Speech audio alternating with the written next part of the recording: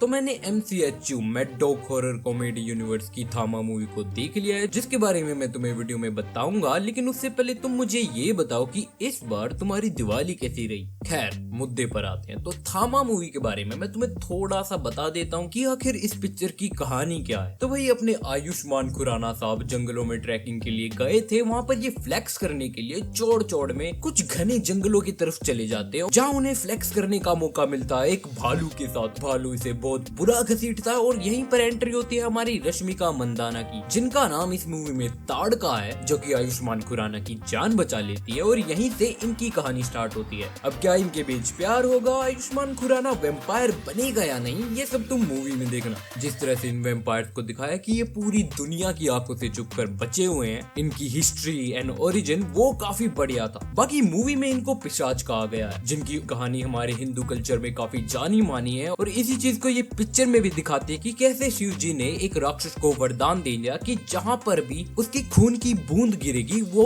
उसी चीज से मल्टीप्लाई हो जाएगा, जिस रीजन से उस राक्षस को मारना ऑलमोस्ट इम्पॉसिबल था। वहीं पर महाकाली ने अपने अंधकार से कुछ जीवों को जन्म दिया जो थे पिशाच, और इनका काम था उस राक्षस का खून पीना ताकि वो बार बार मल्टीप्लाई ना हो सके। इस चीज को स्टोरी में ऐड करना इन्होंने काफी अच्छा किया, बिकॉज ये आपको रियलाइज करवाता है कि ये पिशाच हमारी हिस्ट्री का ही एक पार्ट है। दैट्स वाई अगर तुमने कहीं पर भी कोई वेम्पायर या ड्रैकुला की मूवी देखी है तो उनसे अलग इनमें थोड़ा सा डिफरेंस तुम्हें देखने को मिल सकता है। यहीं पर एक चीज की कमी भी खलती है कि इन्होंने पिशाचों की पावर्स को हमें अच्छे से एक्सप्लेन नहीं किया। वेल इनके कारनामे देखकर तो तुम समझ ही जाते हो कि आखिर ये किस चीज के काबिल है, बट फिर भी अगर ये थोड़ा सा एक्सप्लेन कर देते तो हमें ये पता चल जाता कि जो वेम्पायर्स या ड्रैकुलास होते हैं ये उनसे आखिर किस मायने में अलग है। मूवी की कॉमेडी के बारे में मैं तुम्हें इतना ही कह सकता हूँ कि वो अच्छी भी है और बुरी भी। कई चीजें तुम्हें हिट करेगी जिस पर तुम्हें जेन्युइनली हंसी आएगी, बट तुम ये भी नोटिस करोगे कि ये हर जगह बार बार जहाँ कॉमेडी को होना भी नहीं था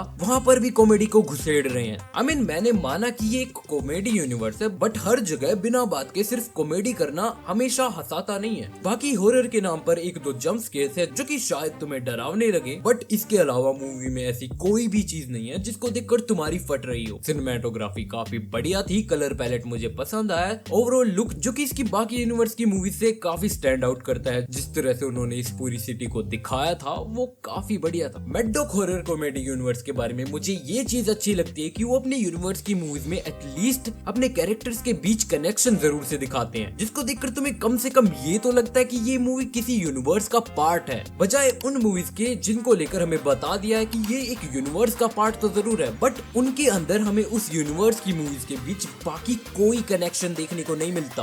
बाकी मूवी में एक्शन ठीक ठाक ही है, लेकिन जब वो भेड़िए वाला सीन आता है ना, डैम भाई। देखो ये कोई स्पॉइलर नहीं है, ये चीज हमें ट्रेलर में ही बता दी थी। आई मीन एक तरफ वेम्पायर और दूसरी तरफ भेड़िया, जब दो बैडएस कैरेक्टर एक दूसरे से भिड़ते हैं उसका इम्पैक्ट हमें फील भी होता है। ये सीक्वेंस देखने लायक था एंड सिर्फ इसी सीन की वजह से मुझे लगा कि इस मूवी को थिएटर में देखना वर्थ इट था। एंड हमारा प्यार रश्मिका मंदाना और आयुष्मान आई मीन ताड़का और आलोक के बीच जो सब कुछ हो रहा था वो सब ठीक था, पर इन्होंने इस चीज को काफी लंबा खींच दिया जो कि तुम्हें पसंद नहीं आने वाला। मूवी में अगर तुम नोटिस करो तो बाकी सुपर हीरो मूवीज से कुछ सीन्स जरूर लिए हैं, वहीं मूवी में काफी क्रिंज चीजें भी हैं, जैसे कि कैसे वेम्पायर्स एक दूसरे को रिवील करते हैं, वो रक्त रंबा वाला सीन। बात करें मूवी के कैरेक्टर्स की तो भाई हमारा आलोक जो कि स्त्री के विकी की ही एक कॉपी है, बट थोड़े अलग स्टाइल में। देखो आयुष्मान खुराना का ये कैरेक्टर शायद तुम्हें इस मूवी में पसंद आए, बट